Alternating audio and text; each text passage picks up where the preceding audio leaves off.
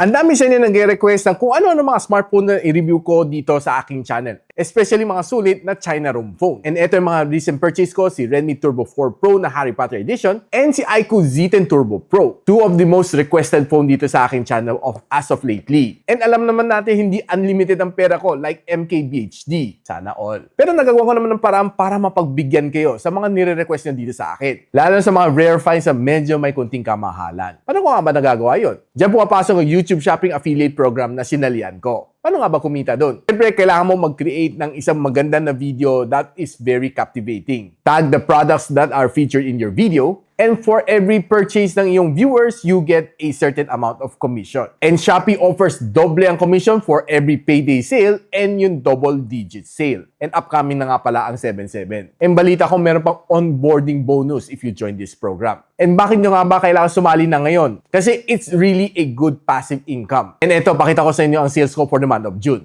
And for every purchase na ginagawa nyo dito sa aking channel, it's a big support sa akin para makapagbili uli ng mga bagong phones na gusto nyong i-review ko para sa inyo lang. So ano inaantay ninyo? Click the link on my bio para malaman ko how to join.